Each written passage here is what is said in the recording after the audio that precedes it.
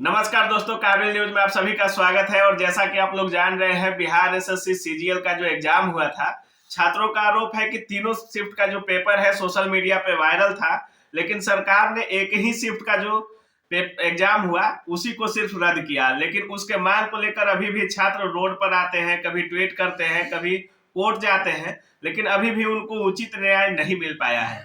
और इसी मुद्दे पर हम बात करने के लिए आज बिहार के सबसे विभाग आईपीएस बोलते हैं सर को, अमिताभ दास सर है। और सर सामाजिक मुद्दे पे, हर सामाजिक मुद्दे पे इतनी अच्छे से अपनी बातों को रखते हैं कि कहीं ना कहीं न्याय मिलने में उन सबको बहुत ही सुविधा होता है। और इसी मुद्दे पर हम, छात्र का मुद्दा था तो सोचे सर एक बार आपसे जरूर मिले इस मुद्दे पर। सबसे पहले सर स्वागत है आपका काबिल न्यूज में। जी धन्यवाद आपका, थैंक यू। सर जिस तरह से बिहार एसएससी का एग्जाम हुआ था सर, 2187 पद था और 9,15,000 छात्रों ने अप्लाई किया। सर एग्जाम हुआ, तीनों शिफ्ट का पेपर सर सोशल मीडिया पे वायरल हो गया, लेकिन सरकार एक ही शिफ्ट का एग्जाम तुरंत रद्द कर दी, लेकिन दो शिफ्ट का जो एग्जाम है अभी तक रद्द नहीं की। छात्र ये भी बोलते हैं कि एक शिफ्ट का एग्जाम रद्द करने के लिए आपका जांच कमेटी काफी तेज हो गया, लेकिन बाकी दो के लिए जांच कमेटी कहाँ गया? तो कैसे देख रहे हैं सर इन सब चीजों को? अब इसमें देखना क्या है, ये तो देखिए बिहार में पूरी तरह मतलब शैक्षणिक अराजकता है। और ये एक सिर्फ बीएसएससी वाले सवाल नहीं है इस परीक्षा का। इसके पहले भी आपको याद होगा, पिछले साल 8 मई को परीक्षा हुई थी बीपीएससी की, 67वीं संयुक्त परीक्षा जो हुई थी, उसकी पीटी का पेपर लीक कर गया था। फिर उसमें हंगामा हुआ, वो पेपर फिर दोबारा लेना पड़ा, पहले पेपर को रद्द कर दिया गया। उसके बाद जो दोबारा पेपर हुआ उसमें भी कुछ सवालों को लेकर विवाद खड़ा हुआ, 9 सवालों को लेकर। हाँ, कि मतलब उनके उत्तर गलत है ये है। अभी मुझे लगता है कि पटना हाई कोर्ट ने भी शायद रोक लगा दी है, बिल्कुल सर। जो मतलब मेंस के रिजल्ट पर। जी। तो बीपीएससी जो बिहार लोक सेवा आयोग है, जो बिहार की सबसे प्रतिष्ठित मतलब परीक्षा होती है राज्य स्तर की, तो वो देखिए विवादों में घिरी रहती है वो परीक्षा। उसके बाद आपने ये चर्चा की बीएसएससी की, बिहार कर्मचारी चयन आयोग की।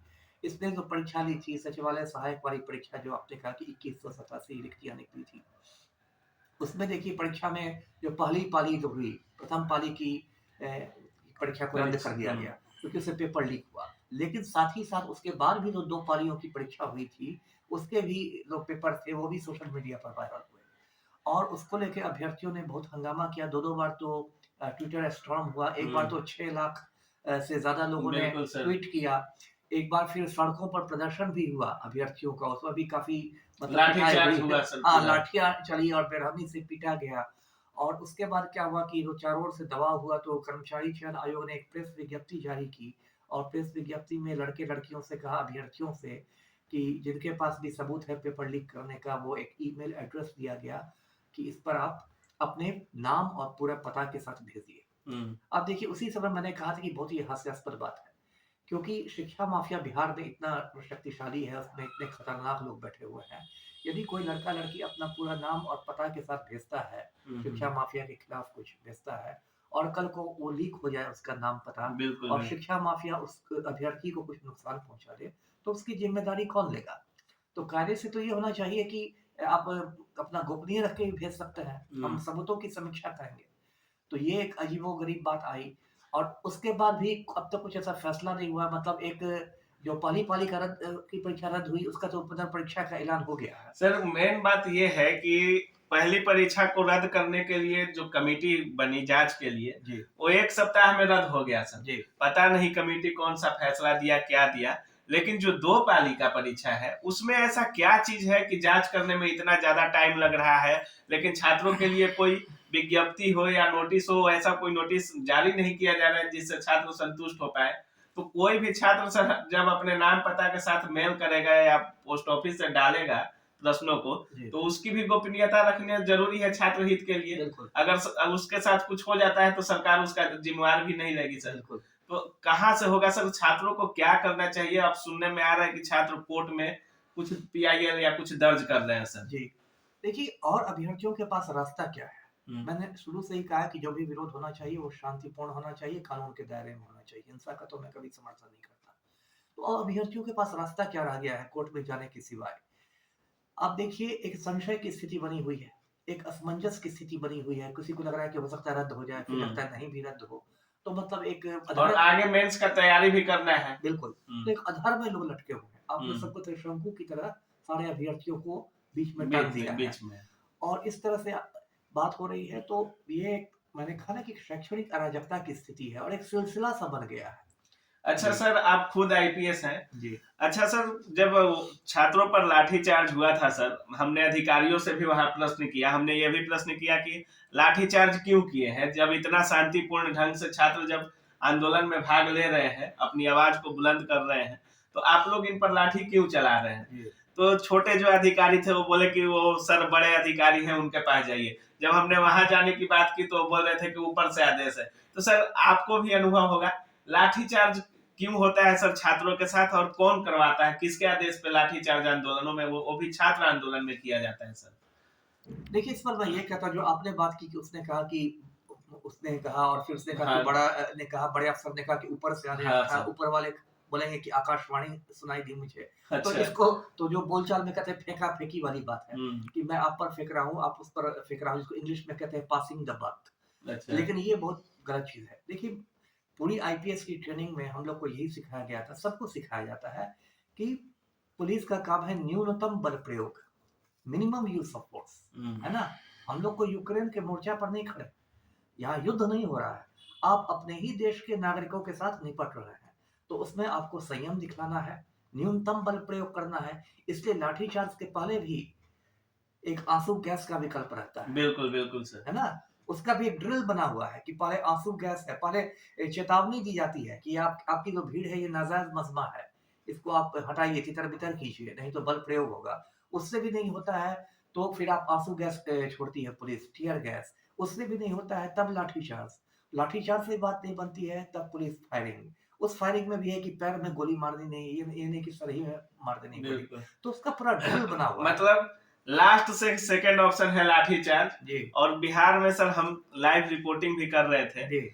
पहला विकल्प बना लाठीचार्ज जी। सर, जबकि छात्र पूर्णतः शांतिपूर्ण ढंग से आंदोलन कर रहे थे।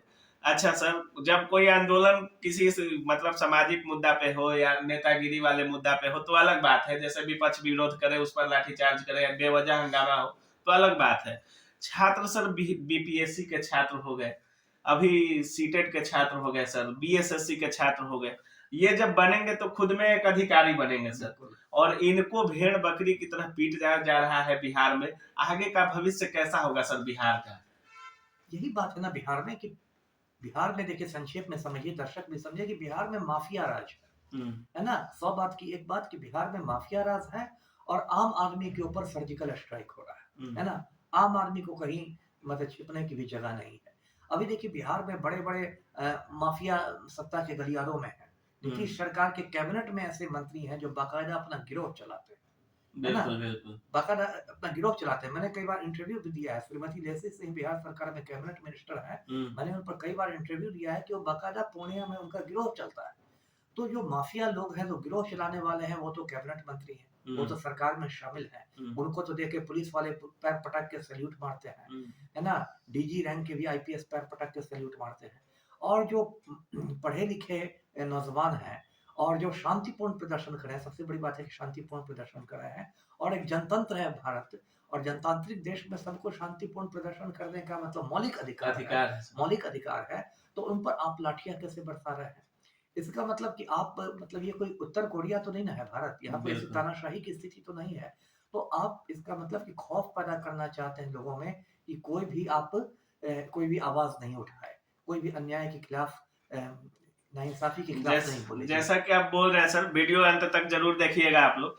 जैसा कि बोल रहे हैं सर आप, सरकार के मंत्री भी कुछ इसमें शामिल रहते हैं, ठीक वही बात सर। एक और बात है कि जब तेजस्वी जी चुनावी कैंपेन कर रहे थे सर, तो उनका मेन जो मुद्दा था यही मुद्दा था कि हम पहली बार सत्ता में आएंगे या मुख्यमंत्री बनेंगे तो पहला जो मेरा कलम उठेगा वो 10 लाख रोजगार पे साइन होगा सर।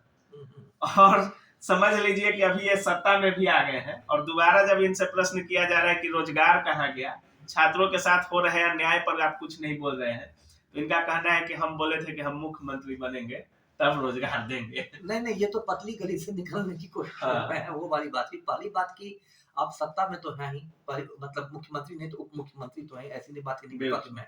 दूसरी बात ये भी कि सच पूछिए तो आपके पास मुख्यमंत्री से ज्यादा विधायक है, है ना? पलटू राम के पास सिर्फ 43 विधायक हैं बिहार में, जबकि तेजस्वी का जो महागठबंधन है उसमें 113 विधायक हैं। तो संख्या बल के हिसाब से तो पलटू राम से दुगने से भी ज्यादा आपके विधायक हैं। तो आपका मुख्यमंत्री से कम दबदबा तो नहीं है। नहीं है आप चाहते तो कर ही और सकते थे। लोकप्रिय भी ज्यादा है। बिल्कुल, आप युवा हैं और आपसे युवाओं को बहुत उम्मीद है ना? पलटू राम तो अपनी पारी खेल चुका है, लेकिन आपका तो अभी पूरा मतलब भविष्य राजनीतिक बचा हुआ कैरियर बचा है ना? आप तो बिल्कुल युवा हैं, तो आपको तो ईमानदारी से काम करना चाहिए। नहीं तो ये तो जुमलेबाजी हो जाएगी, तो हमारे यशस्वी प्रधानमंत्री जो करते हैं 24 घंटे झूठ बोलते हैं, है ना? अच्छा। कि 15 लाख रुपए खाता में भेज दूंगा, तो 100 दिन में देश का काला धन आ जाएगा, तो हर साल 2 करोड़ लोगों को नौकरियां मिलेगी, तो 100 स्मार्ट सिटी बन जाएगी, तो बुलेट ट्रेन चल जाएगा।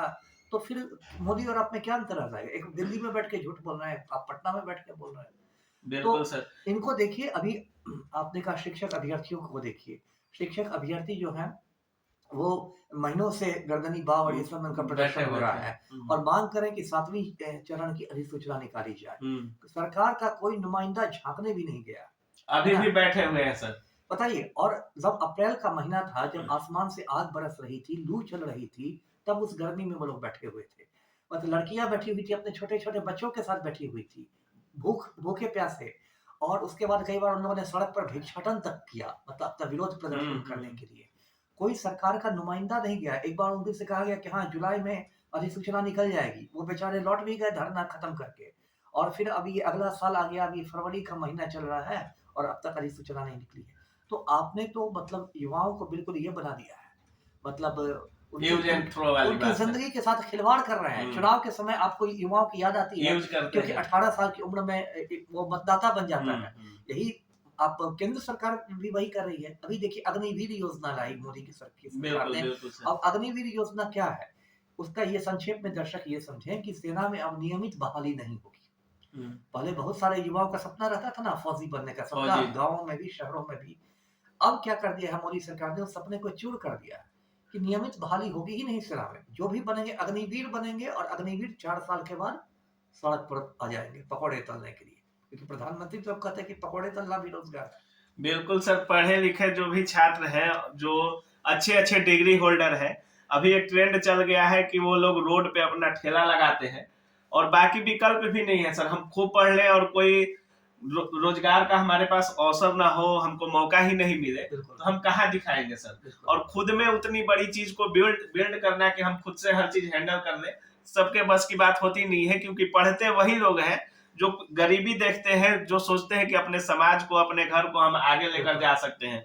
नेता मंत्री के बेटे पढ़ते नहीं है, बिजनेस पर ज्यादा ध्यान देते हैं सर। बहुत कम ही लोग होते हैं जो पढ़ाई पर ध्यान देते हैं। तो सर हम छात्र ही के मुद्दा पर है सर। जिस तरह से छात्रों के साथ हो रहा है सर, बिहार में हो गया, देश में हो गया, क्या लगता है सर आगे क्या करना चाहिए सरकार को कि छात्रों पर ज्यादा फोकस हो जाए, छात्रों को ज्यादा रोजगार मिल जाए, या छात्र जो है सरकार के प्रति संवेदनशील हो जाए? क्या होना चाहिए सर? अभी रोजगार का कुछ अवसर भी दिख नहीं रहा है सर। अभी देखिए, आपने सही बात कही। रेलवे जो है, भारतीय रेलवे, ये पहले देश का सबसे बड़ा मतलब नियोक्ता माना जाता था। इसका ये मतलब हुआ कि रेलवे सबसे ज्यादा लोगों को। सर थोड़ा जिक्र करते हैं हम रेलवे का थोड़ा जिक्र करते हैं सर। रेलवे की वैकेंसी जो है एलपी और टेक्नीशियन की आई थी सर 2018 में जी। अभी 2023 चल रहा है सर, अभी तक कुछ क्लियर नहीं हुआ। अभी जाकर बहाली को क्लियर किया जा रहा है, लड़कों को ज्वाइन कराया जा रहा है। हालांकि अलग अलग जोन में अभी तक ज्वाइन भी नहीं कराया गया सर। लेकिन अगली वैकेंसी जो है 24 में देखने को मिल सकती है सर। अभी बहुत लोग, जैसे सर लोग भी बोलते हैं, हम लोग बाइक लेते हैं तो बोलते हैं कि बस आने ही वाली है, लेकिन किसी को उम्मीद नहीं है कि आएगी। लेकिन छात्र को ये पता है कि वैकेंसी को चुनावी बेस्ड कर दिया गया है कि चुनाव में इसी के नाम पर हम वोट मांगेंगे। तो लगता है कि रेलवे का वैकेंसी 23-24 तक आएगा, लेकिन अभी तक उसका कोई सुगबुगाहट नहीं है। अभी ग्रुप डी की वैकेंसी जो है सर, देख लीजिए, उसका भी वही हाल है। अभी ज्वाइन कराया जा रहा है, किसी बोर्ड में रिजल्ट दिया जा रहा है तो गड़बड़ी के साथ दिया जा रहा है। कैटेगरी ओबीसी में 2600 पद लेने थे तो 1300 पदों का रिजल्ट घोषित किया गया है। तो इस तरह से गड़बड़ियां देखने को मिल रही है सर। ऐसा छात्रों के साथ ही क्यों होता है सर? हर जहां भी देखिएगा छात्र का कुछ भी हो, वहां गड़बड़ी नजर आता ही आता है। क्या किसी नेता मंत्री इसमें ज्यादा संलिप्ति होती है? सीटों को बेच दिया जाता है? क्या होता है सर? देखिए, अच्छा आपने किया सवाल। देखिए, आपने रेलवे की बात की। अब एक दिलचस्प बात है कि जो अभी भारत का रेल मंत्री है, वो मेरा ही बैचमेट है। अच्छा, अच्छा। अश्विनी वैष्णव जो है, वो 94 बैच का आईएएस है, मैं 94 बैच का आईपीएस। हम दोनों मसूरी में साथ-साथ ट्रेनिंग करते थे। खैर, ये तो एक अलग बात हुई। लेकिन रेलवे को आप देखिए, अभी जो परीक्षा हुई थी पिछले साल, आपको याद होगा, RRB NTPC. NTPC. RRB NTPC का जब रिजल्ट निकला, तो उसमें इतनी धांधली थी कि मतलब हज़ारों लाखों युवा ट्रेन सड़कों तक पर जलाए। ट्रेनें जलाई गई। ऐसे उसको मैं गलत मानता हूँ, हिंसा नहीं होनी गलत चाहिए। बात है। लेकिन मतलब उससे पता चलता है कि कितना आक्रोश है युवाओं में, है ना? बिल्कुल सर। तो इस तरह की बात हो रही है। इसमें देखिए, मैं यही कहूँगा कि इसमें युवाओं की भी कुछ गलती है ना? गलती ये है कि जो देश का युवा है, वो जब 18 साल में ही लोग मतदाता हो जाते हैं, है बिल्कुल। ना? लेकिन जब वो वोट डालने जाता है, तो वो जात के नाम पर वोट देता है ना? मंदिर मस्जिद के नाम पर वोट देता है ना? यदि उसमें मुसलमानों के प्रति नफरत की भावना है, तो जाके भाजपा को वोट दे देगा, है ना? बिल्कुल है सर। ना? और इस तरह तो आपको ये जो है, मान लीजिए नरेंद्र मोदी है, वो हिंदू मुसलमान का मुद्दा उठा के मतलब उल्लू बना लेते हैं चुनाव के समय में। ये या तो क्षत्रिय नेता है बिहार के, ये जात पात के नाम पर वोट बना लेंगे। कोई लवकुश समीकरण किसी का रहेगा, कुर्मी कोयरी का, कोई किसी के नाम पर वोट मांगेगा, कोई अगड़ी जाति, कोई पिछड़ी जाति, कोई इधर कोई उधर। तो युवाओं की भी गलती है कि वो जब वोट, जो उनका इतना बहुमूल्य मतलब एक ये है, उनके पास एक हथियार है। बिल्कुल सर। जनतंत्र में तो सबसे बड़ा हथियार वही है कि आपके पास मतदान वोट का पावर मतदान। है। तो वो जब वोट देने जाता है इस देश का युवा, तो 99% युवा जो है, मैं अपने अनुभव से कह रहा हूँ, वो जातीय आधार पर देते हैं, सांप्रदायिक आधार पर देते हैं। उस समय भूल जाते हैं कि इससे राम मंदिर से मुझे दाल रोटी नहीं चलेगी, है ना? उस समय भूल जाते हैं कि मैं अपनी जाति के कर्नल को चुनाव में वोट दे दूंगा, बिल्कुल, बिल्कुल तो सर। उससे मेरी दाल रोटी नहीं चलेगी। उस समय जो अभी 2024 के चुनाव आने वाले हैं, 14 महीने बाद लोकसभा चुनाव। उस समय आप देखिएगा, ये जो भाजपा है, किसी को नौकरी तो देने जा रहे हैं। उस समय ये लोग राम मंदिर लेके फिर मुद्दा, घूमना बड़ा शुरू मुद्दा करेंगे, कि बन है ना? जाएगा 24 में। हाँ, बन जाएगा या बन चुका है, और फिर देश का युवा दौड़ने लगेगा, उसके पीछे दौड़ने लगेगा। तो आप एक तरह से समझिए कि देश का युवा जो है, वो अपने पैर पर कुल्हाड़ी मार रहा है कि वो गलत मुद्दों पर, है ना? बिल्कुल सर। अपना वो बहुमूल्य चीज वोट को देता है, दे देते हैं। और वो अपने भविष्य की ही चिंता नहीं कर रहा है। अरे, राम मंदिर बन ही जाएगा तो क्या होगा? तुम तो उसके सामने कटोरा लेके भीख मांगोगे। बिल्कुल सर, तुम्हारे भविष्य बिल्कुल। का क्या है? तो इसको समझना चाहिए, देश के युवाओं को भी इस बात को समझना होगा। जी। अच्छा, सर लास्ट में सर छात्रों को क्या बोलना चाहेंगे, किस तरह से तैयारी करें और अपने धैर्य को रखकर, चूंकि सर आप आईपीएस रहे हैं, तो पढ़ाई से आपका इतना लगाव होगा, इसमें संदेह वाली बात ही नहीं है, और छात्रों को आपसे ज्यादा अच्छा कोई मोटिवेट कर नहीं सकता है सर। तो क्या बोलना चाहेंगे लास्ट में छात्रों को सर? देखिए, अब मैं क्या बोलूँ, इस देश में तो इतने लोग प्रवचन देने वाले हो गए हैं कि अब बोलने से भी डर लगता है। मैं तैयारी को कहीं लेकर मैं भी सर। ना बागेश्वर बाबा की श्रेणी में आ अच्छा। जाऊँ। लेकिन हाँ, मैं एक बड़े भाई के रूप में लड़के-लड़कियों से यही कहता हूँ कि देखिए, एक तो थोड़ा आत्मविश्वास रखिए। कभी मैं आपसे अलग से इस बात पर बात करूँगा कि मैंने खुद कितने पापड़ बेले हैं आईपीएस अच्छा। बनने के लिए, मैंने खुद कितना संघर्ष किया है। मैं दरभंगा का रहने वाला हूँ, और जिस समय मैं तैयारी कर ये रहा, मैं आपका एक अलग से ले हाँ, लूंगा। आप हाँ। अलग से कीजिएगा, हो हाँ। सकता है उससे ज़्यादा हाँ मोटिवेशन सर। हो। और मैंने खुद बहुत पापड़ बेले हैं, बहुत संघर्ष किया है। और मैं जब तैयारी करता था, तब दरभंगा में बिजली नहीं के बराबर रहती थी, है ना? और वो एक अलग किस्सा है। बिल्कुल, तो बिल्कुल। और उसको भी हम हाँ, आज जरूर और दिखाएंगे। पहली बार मैं जब दिल्ली गया, इंटरव्यू देने के लिए मैं पहली बार दिल्ली गया था, और किस तरह मैंने पहाड़गंज के छोटे से अच्छा, होटल अच्छा। में रह के इंटरव्यू दिया, वो एक अलग किस्सा है। इंटरेस्टिंग स्टोरी तो है, और बस पूरे यही मैं कर संघर्ष सकता को। हूँ कि यदि अमिताभ कुमार दास दरभंगा जैसी छोटी जगह पे रह के फर्स्ट अटेम्प्ट पे आईपीएस बन सकता है, और मेरा इतना ऊंचा रैंक था कि मुझे होम कैडर मिला, बिहार कैडर मिला, और मुझे इंटरव्यू में पूरे हिंदुस्तान में हाईएस्ट था, वो अलग कहानी है। तो आप आत्मविश्वास नहीं छोड़िए, मेहनत कीजिए, लगन कीजिए, शॉर्टकट नहीं अपनाइए, अच्छा से पढ़िए, और मैं आप सबको शुभकामनाएं देता हूँ। जी।